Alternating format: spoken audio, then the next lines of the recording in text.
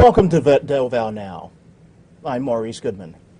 Al Hunter Jr. spent nearly 30 years in the newspaper business as an award-winning reporter, editor, jazz columnist, and editorial writer. In his 17 years at the Philadelphia Daily News, the city's feisty tabloid, Mr. Hunter spent 10 years covering the music industry, specifically jazz and R&B. In 2004, he was selected to join the editorial board, where he shaped public opinion on issues such as education, violence, and the arts. He left the Daily News in September of 2008, convinced that God had other plans for him. A voracious reader and music lover, Mr. Hunter lives in West Philadelphia and has finally discovered the wonders of the iPhone. Welcome to Val Now, Al. Thanks, Maurice. You know, actually, you're the first guest on the show, so welcome back. Well, thank you very much. It's an honor and a privilege to set the tone for the rest of the year. You know, last year when we were here, the economy was just beginning to show signs of decline. Mm-hmm. What are your thoughts now and where we are and where we're going, especially with the new president? Yeah, we're in a mess.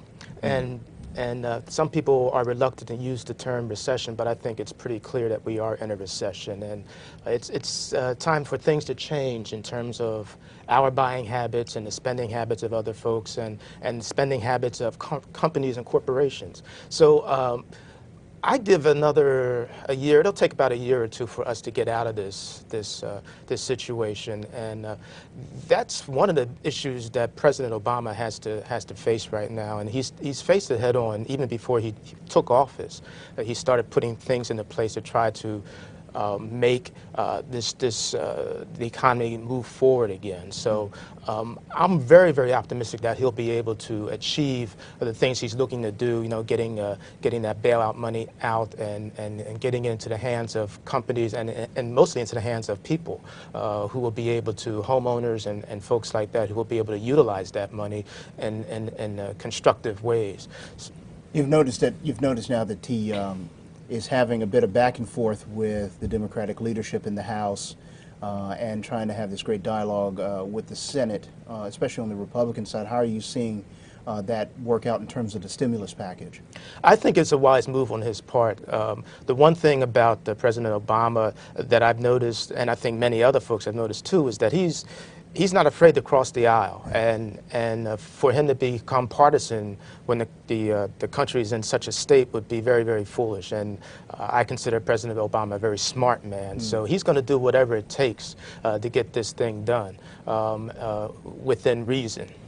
Right. I agree with that. I think many people now are really worried about where the economy is going and whether there is going to be some sort of action in a very short period of time, and so he reaching out to many people, including even George Will, a fellow columnist. Yes, fellow yeah. He see, and again, that was a smart move. I mean, he brought in the folks who were on the other side, the columnists and other high-profile pundits, and had a chance to talk with them and break bread with them. And now they're kind of like saying, well, we'll give them a little bit more time before we pounce. But he also did the same thing with some more liberal columnists as well. So again, you see him in action where he's just trying to bring everybody together in such a way that we can move forward and get things accomplished instead of staying stuck in the mud. Indeed.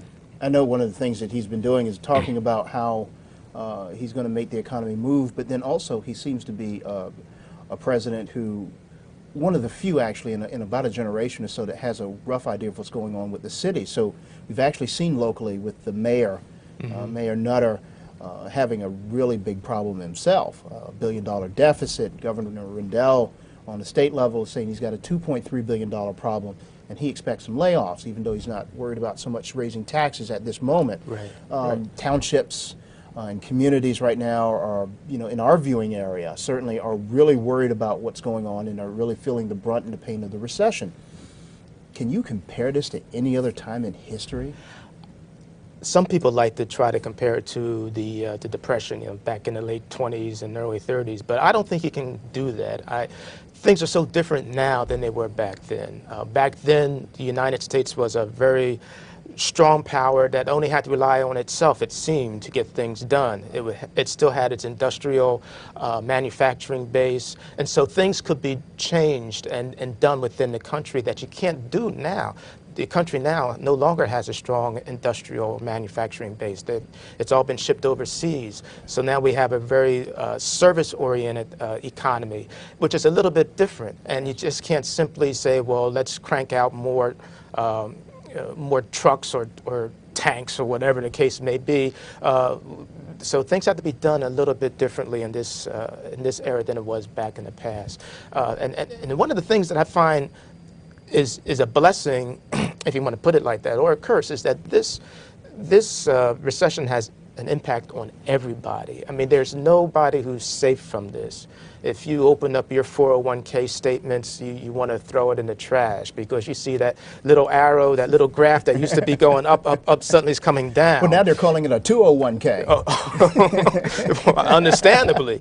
And so everybody is getting hit by this. So I think that I call it a blessing because it means that everybody is really going to have to work together to make this change, to make this economy move forward. It can't just be this group or that group. It's got to be everybody because everybody is getting slammed. Yeah, you know, you're absolutely right because you can see it on the street, you can see it in the suburbs, you can see it in the cities. Everybody's having some sort of pinch in their lives. Yeah. What kind of sense do you have?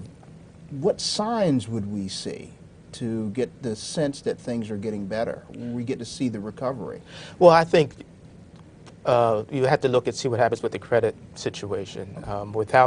If the credit is eased, then people will feel more comfortable buying things, and then it will also impact the housing market and also the consumer goods because people will feel a little bit easier buying things and purchasing things that they may have been putting off for a while. I think also you have to look at the unemployment numbers too. I mean, they're at a crazy rate. I think it's like 6 or maybe just under 7% now. Right, about 6.7% about a month ago. Which is unheard of. But the challenge of that is a lot of people who are being laid off or finding their jobs dissolved. Whether they'll be called back is another question because a lot of the jobs were sort of service-oriented in areas that it may be easy to replace those folks with computers or some other aspect of change. So just because those people have lost their jobs doesn't mean automatically they're going to get them back. And that means they're going to have to find other ways of dealing, other ways of working to make things happen. And the thing about the situation as well, when you were talking about the cities and the counties, because it's affecting everybody, the recession is affecting everybody, we all have to be able to sacrifice. And one of the things that bugged me is, especially in Philadelphia, is when you have these folks who are in favor of the libraries. Mayor Nutter wants to shut down 11 libraries, and you have people coming out of the woodwork saying, don't close our libraries, don't close this.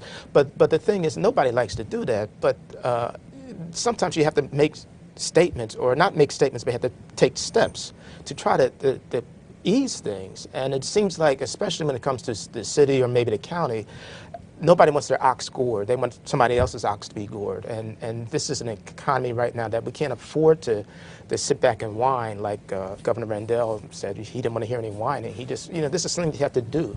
So you're suggesting that we may have to change our psychology. I was reading an article not too long ago where they were giving a rundown, for instance, in Philadelphia, where the government apparatus is set and designed for the past 20, 30 years, let's say from 1976 forward. And we still have that size and apparatus of government. But because of the economy, because of the fact that there's a shrinking population or a shrunken population in Philadelphia, that apparatus is built for the wrong population. Right. So are you saying that there needs to be a change of psychology that has to go on so people get into a real think?